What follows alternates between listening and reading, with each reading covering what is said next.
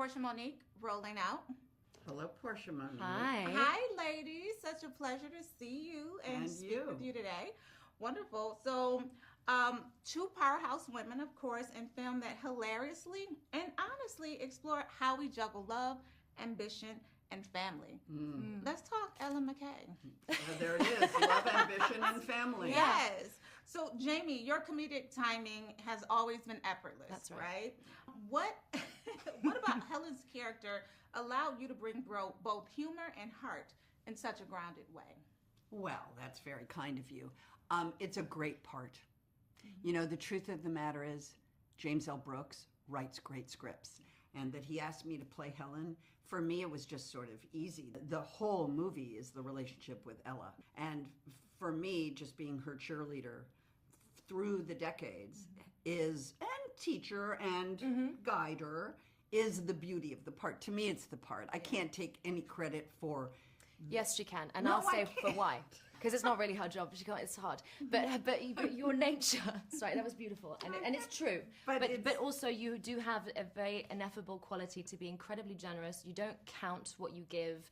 You're there. I mean, she was just putting her hand on my back, and that's what she was. That during the whole film. handsy. Yes, but I'm saying that in the best way, as in you were there to, you were holding it down for everyone, and you were propelling me forward, you were propelling Spike forward, and it was just so lovely to be with someone who is just so themselves and takes care of people, and that's really important, and really looks at people and really listens and really is there and present. And that's what Ella McCay does. You see, Ella McCay is a young politician who actually cares. Yeah. She's not a politician, she's a public servant.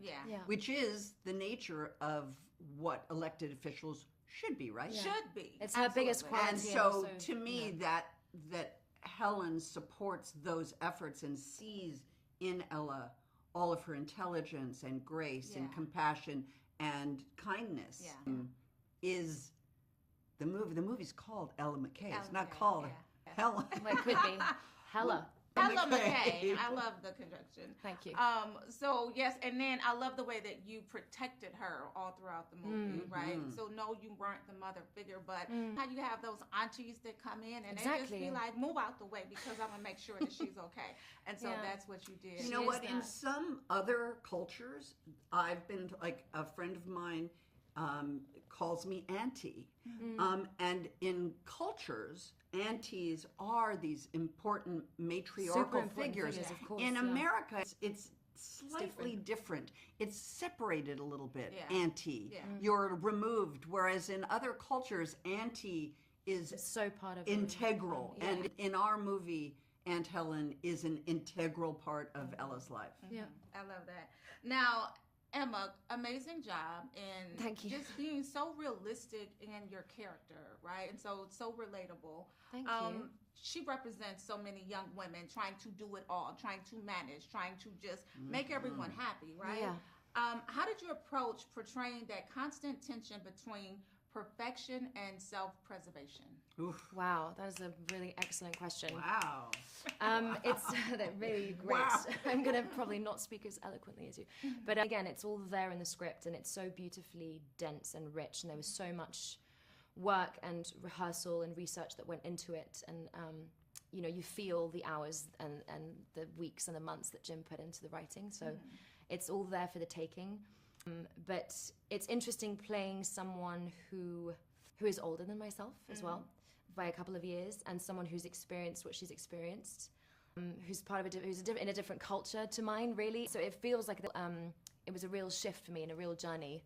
And I love that she's not perfect. She isn't at all, and she works really, really hard, and you see that frustration at some points. It's her biggest quality, but also the thing that makes her fail at times, because her boss, as Albert Brooks' character says, people's ears clog up when you talk because you're not making them feel like they're involved. You're talking too much, you're saying too much. Even if you're right, it's too much, and you have to learn how to distill and be able to really talk to people and really approach people, and it's just, I mean, I just find that whole kind of journey very interesting, and it's complexity. Yeah, that's what's so beautiful about a James L. Brooks movie is you have a character. The movie's called Ella McCay, but as you just said, she's a flawed and contradictory Yes. and Oh my God, complicated person, Yeah.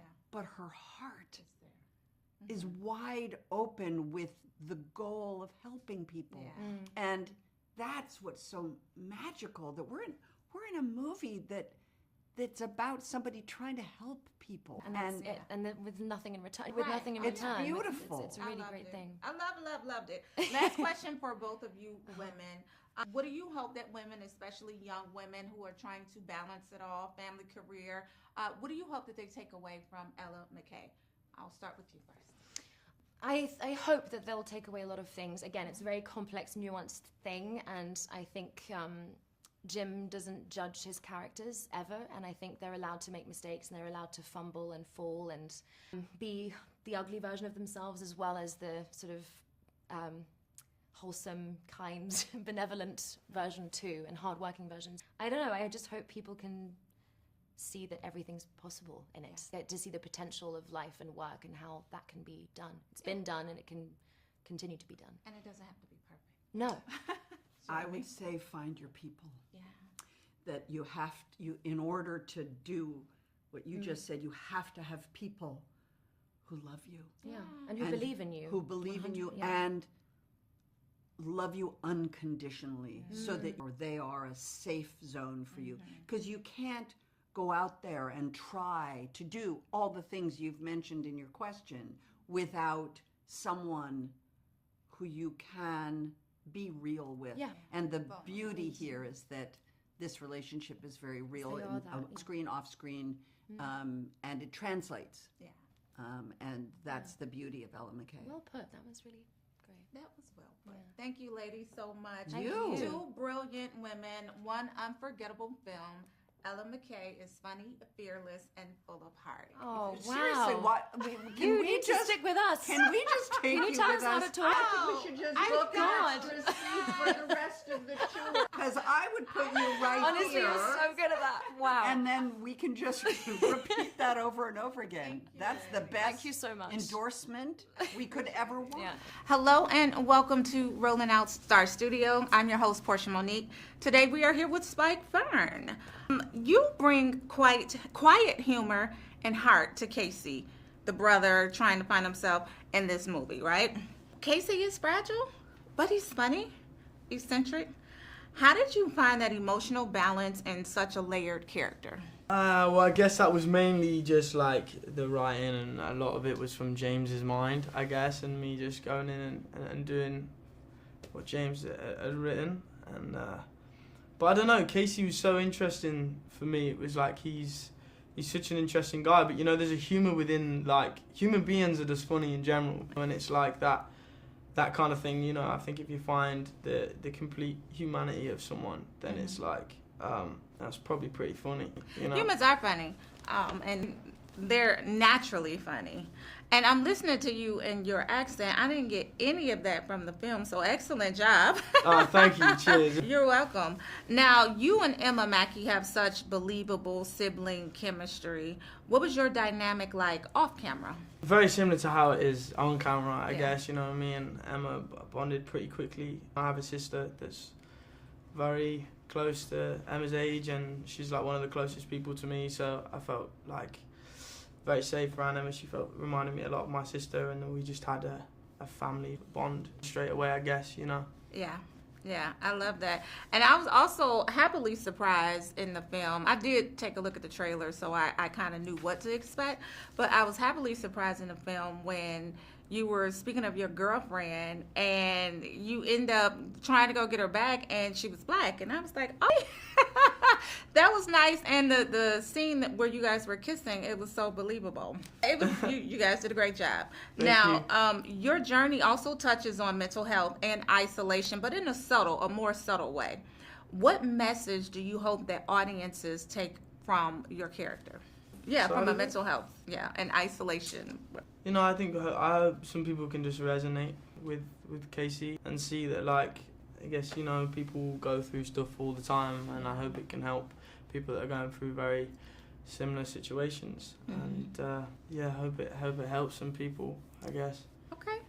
Now, what was it like working with James Brooks, especially knowing that this story blends comedy with real human pain? James is he's a genius, man. He's got such a great brain, and yeah, he's one of the best writers, and he's a great director, and I just felt very safe with him there. He's I don't know, yeah, I can't say anything other than the guy's a genius, really. I love it. Now, did you draw any personal experiences and or observations to shape Casey's character? Not really at the start. That was like one thing when doing a character. I always try and I think about how it might be similar to me or an experience I've had or something like that. But I didn't really have any for Casey. Mm-hmm. I felt very different to him. But then there was like, as the more I was playing and the more I realised I'm quite similar to this guy. Mm-hmm. And then I started like, I found a lot out about myself, why playing Casey, and this is like one of the best projects I've ever been on. I think that might be one of the big reasons. So I guess, yeah, I found a lot in myself like as I was doing it, but not at the very start. I didn't go in being like, oh, I've experienced this before, or I've seen this happen to a friend or something. It was just like, it was going in completely blind and coming out with open eyes. I like it. Now, you said you learned quite a bit about yourself. Give me some examples, like what specifically did you learn after the fact, right? Sorry, could you repeat the question? Sorry. No, you were saying that you learned so much about yourself after, not necessarily initially when you started playing the character, but afterwards. You said you learned so much about yourself. What are some of those things that you learned? I just learned like these, like there's those little things Casey would do that I would just like, I would think, I'm so similar to this guy. There's such a similarity between me and him, but like also like it feels like he puts things off. And that was something that I do a lot. You know, I put things off all the time when I have to do something that's really important. I really want, like, I'll put it off and I don't know why. And it made me, but I'd always be like, I don't do that. But now I realise that I do that. So. Now, what moment in the film do you think that audiences will relate to the most as it pertains to your character? Oh, to Casey? Yeah. Well, I guess it will relate, like, the most to the people that are most like Casey, I guess. And I hope they just enjoy the film and see something good in Casey, and then they walk out smiling, I guess. Were there any challenges for you? Any challenge? Yeah. So I found it very challenging just being around people that were there and feeling like I wasn't supposed to be there. And no. I feel like I'm supposed to be there now. It wasn't like that. I just felt like I'd seen all these people growing up, and but it was one of the best experiences of my life, and I think about it all the time. So. Last question. What do you want people to take away from this film as they watch it across the globe? Just, I don't know, think about family. Just go and think about their family, I guess, and like think about, life and family, and just have a good time, and everyone enjoys the holidays, I guess. Great holiday film. Well, thank you for giving us a breakout performance that reminds us that family is kind of messy, quirky, funny, but it's still worth fighting for. So we appreciate 100%. it. 100%. Thank you so much. Thank you. Hello and welcome to Rolling Out the Director's Chair. And today we are here with James L. Brooks, award-winning writer and director, and he's back with Ella McCay, a love letter to family, comedy, and the chaos of being human. Well, I think you just wrote our advertising campaign. Yeah. I love it. You can use it. Tell them you can use it. Y'all can use it. What inspired Ella McCay, and how does it reflect where you are personally and creatively today? Let's see. I wanted to write a funny picture about things that matter, and try and I did research, try to tell the truth about it, and try and do the reporting. As well as the writing. And then the hunt begins to who plays the girl, because you gotta just believe in. I didn't have anybody in mind. I didn't know anybody that I'd seen before that I wanted, and then you hope if you build it, she will come. Emma came. Yeah, it's her first starring role. I love that. Now you have mastered the art of emotional comedy. How did you strike that balance between heartfelt and hilarious in this story? I want everything you say to be. You can have it. I'm for hire. Heartfelt and hilarious. I want to leave now and start printing posters. you want it to be about the truth. You want it to be about things that matter, and you want to clock your laughs. And these days, just for anybody like me to have an idea and to try and get the funding to make it is if it's just this idea is not easy. So you appreciate it in this climate a lot, just being given the chance to make a movie like this. Now, you just spoke about how Emma became your Ella. What about Jamie Lee Curtis? First and only thought for it. Went for early, sent her the script so early and with a letter. I didn't know her at all. Oh, wow. And it just happened. It was meant to be. Yeah, I love it. And boy, she came through. Oh, Wow. she did. Yeah, her comedic timing is so on point every single time, right? Yeah. So you called this film a tribute to the screwball comedies of the 50s. What elements of that era did you want to revive for a modern audience? The spirit, the energy of it, a lot of it fast talking, and the spirit of that. Yeah. Now, Ella, every Brooks film has a truth bomb moment, and of course you know that. But what's the emotional truth that anchors Ella McCay? Well, she had a father played by Woody Harrelson, he was hilarious, who was a bad guy. Yeah, and sort of and maddeningly charming about it. And that was and that's something to deal with when you see this dad where things about it, how he hurt your mother, and there he is sort of being charming and living his life. And there's a whole period of time, not her fault, where they were apart, so they hadn't seen each other in 13 years at the time the picture takes place, and so it goes. They sort of weigh each other, and it resolves in a way I don't think you see coming. Yeah. Because it can't just be like pictures. Oh, I forgive you. Let's hug. It's over. Yeah. Yeah, and I appreciate you bringing that to the screen because so often in cultural situations, especially our community, Black communities, that's prevalent. When they say Papa was a Rolling Stone, he really was a Rolling Stone in a lot of our lives and a lot of our history. And so seeing that on screen from a different culture really puts it into perspective, like, oh, okay, so there are characters out here, there are guys out here like that as well. So I appreciate you bringing that to the screen. I love it, love it, love it. Now, after decades of shaping how we laugh and love on screen, what still excites you the most about telling stories like this? Working with actors that I recruit. That's still what I'm in it for. What's next for you?